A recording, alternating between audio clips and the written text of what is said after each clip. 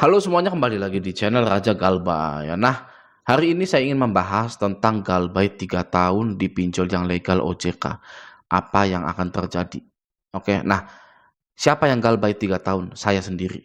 Ya, saya sudah 3 tahun Galbay di pinjol tersebut dan hari ini saya mendapatkan pesan dari pinjol tersebut. Ya, langsung saja kita baca pesannya apa ya. Nah, ini dia. Di sini. Di sini saya mendapatkan penagihan. Judulnya Reminder Loan Overdue. Apa artinya Reminder Loan Overdue itu? Pengingat tagihan yang terlambat atau pengingat tagihan yang telah jatuh tempo atau Galbay. Ya, loan itu pinjaman, overdue itu keterlambatan.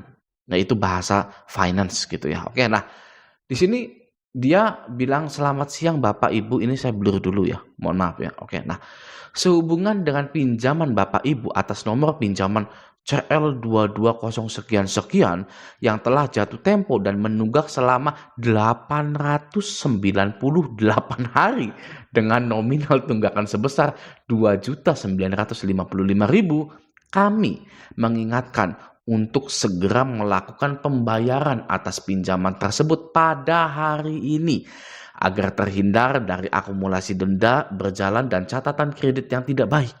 Oke. Apabila tidak ada itikat baik dalam melakukan pembayaran atas pinjaman tersebut, kami akan melaporkan penunggakan pembayaran ini kepada pihak berwajib dan instansi biro kredit. Lalu Anda dapat melakukan pembayaran melalui link di bawah ini. Info lebih lanjut hubungi tim kami di sekian-sekian 396 atau balas pesan ini, abaikan pesan ini jika sudah melakukan pembayaran. Oke. Nah, ini adalah link pembayarannya.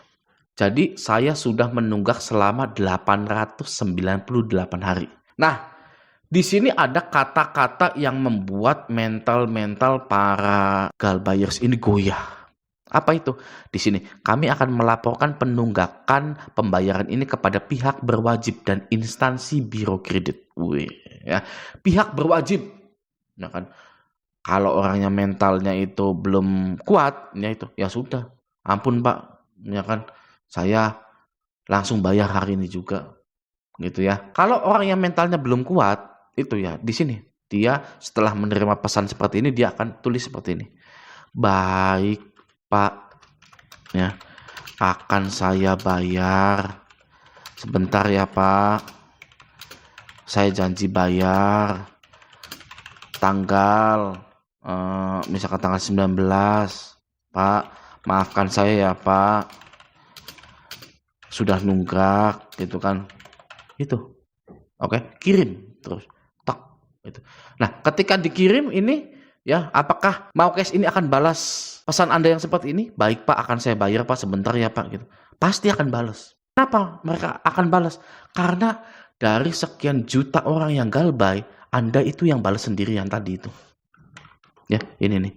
Baik Pak, akan saya bayar. Nama Anda akan di stabilo di sini. Balas nih orangnya nih. Udah 3 tahun Galbay tapi masih balas. Ini mau cash, tidak ada DC lapangannya.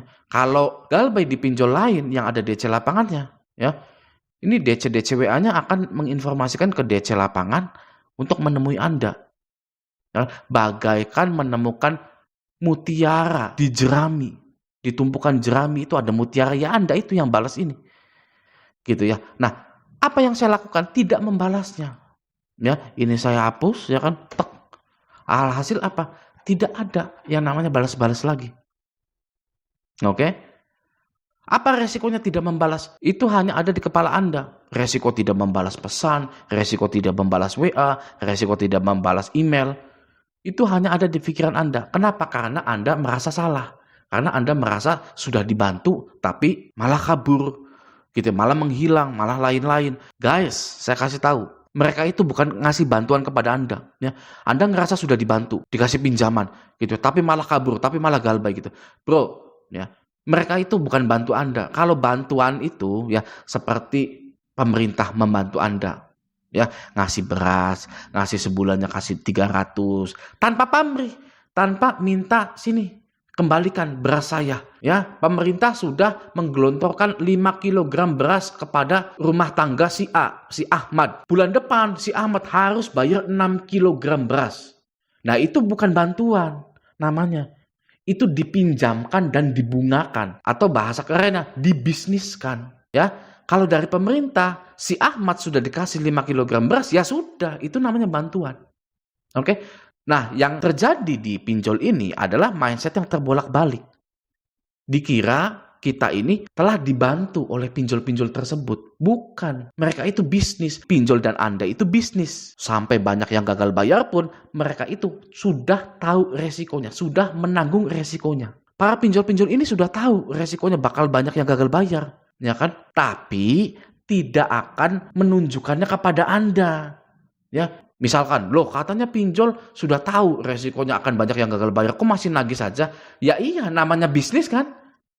Tadi saya bilang, Anda dan pinjol itu bisnis. Pinjol, walaupun sudah menerima resiko banyak yang gagal bayar, tapi tidak akan menunjukkannya kepada Anda. Karena itulah bisnis. Oke? Jadi, jangan merasa Anda ini adalah orang yang jahat, orang yang tidak baik, gitu ya. Mempunyai sisi gelap, gitu kan. Kriminal, gitu. Nggak ada, bro, seperti itu, bro. Ya, yang namanya pinjam-meminjam itu ada galbainya. Pasti. Oke? Nah, sekarang kita bahas pihak berwajib di sini dan instansi biro kredit. Oke. Sekarang saya ingin menjelaskan pihak berwajib dan instansi biro kredit ini. Ya, di sini saya pakai ChatGPT. Saya akan menanyakan atau definisi dari pihak berwajib itu siapa. Oke. Siapa pihak berwajib di Indonesia? Ya. Nah, di sini pihak berwajib di Indonesia merujuk kepada institusi atau lembaga yang memiliki wewenang untuk menegakkan hukum, menjaga keamanan, serta mengatur tata tertib masyarakat. Beberapa pihak berwajib di Indonesia antara lain Polri, Kepolisian Negara Republik Indonesia. Yang kedua adalah TNI, Tentara Nasional Indonesia. Yang ketiga Kejaksaan. Yang keempat Pengadilan. Yang kelima KPK. Yang keenam BPK. Yang ketujuh Ombudsman. Jadi yang namanya pihak berwajib itu tidak hanya polisi saja. Tidak hanya TNI saja, ya, tapi ada kejaksaan, ada pengadilan, ada KPK juga, ada BPK juga, ada ombudsman juga. Oke. Nah, sekarang karena kita galbay, ya, apakah OJK itu pihak yang berwenang? Nah, apakah OJK adalah pihak berwajib? Iya.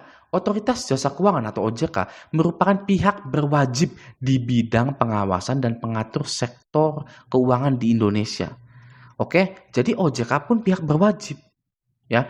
Nah, Anda ketika menerima penagihan seperti ini, jangan langsung menyimpulkan bahwa Anda akan ditangkap polisi, ya. Bahkan, ya, di pasal 19 ayat 2, orang yang utang itu nggak bisa dipenjara, ya. Harusnya Anda berpikir seperti ini, loh, orang yang gagal bayar itu kan nggak bisa dipenjara. Kok pinjol OJK ini nulis pihak berwajib gitu ya? Siapa dong pihak berwajibnya? Nah, harusnya Anda berpikir seperti itu. Oh, ternyata OJK pun termasuk pihak berwajib ya. Iya, Otoritas Jasa Keuangan adalah pihak berwajib di bidang pengawasan dan pengaturan sektor keuangan di Indonesia. Jadi harusnya cukup jelas nih ya bahwa pihak berwajib di pinjol itu adalah OJK. Bang, melaporkan penunggakan pembayaran ini kepada pihak berwajib atau kepada OJK itu emang kenapa bang? Emang nantinya gimana bang? Nah, nantinya slik OJK Anda itu akan jelek. Agar di sini sudah ada nih, ya, terhindar dari akumulasi denda berjalan dan catatan kredit yang tidak baik. Ya, sekarang instansi biro kredit. Nah, instansi biro kredit ini sebenarnya sama juga seperti pusat data kredit atau Pusdafil gitu ya kalau di fintechnya itu, oke? Instansi biro kredit apa itu? Nah, instansi biro kredit adalah lembaga yang mengumpulkan, menyimpan, dan menyediakan informasi kredit individu atau perusahaan kepada pemberi pinjaman seperti bank, lembaga keuangan lainnya, dan itulah. Informasi ini mencakup riwayat kredit, kemampuan membayar, jumlah pinjaman yang dimiliki, dan catatan keterlambatan pembayaran. Nah, contoh biro kredit di Indonesia, PT Pevindo Biro Kredit, gitu ya. Lalu Otoritas Jasa Keuangan, SLIK-nya, atau kan Sistem Layanan Informasi Keuangan. Yang ketiga, PT Kredit Biro Indonesia Jaya KBIJ. Nah, ini Pevindo tuh biasanya dipakai oleh leasing kalau nggak salah, gitu ya. Sudah beres ya. Ternyata galbay selama 3 tahun atau 898 hari itu resikonya hanyalah denda berjalan dan catatan kredit yang tidak baik saja ya. Nah, kalau sudah stay galbay kita tidak perlu memikirkan denda. Oke.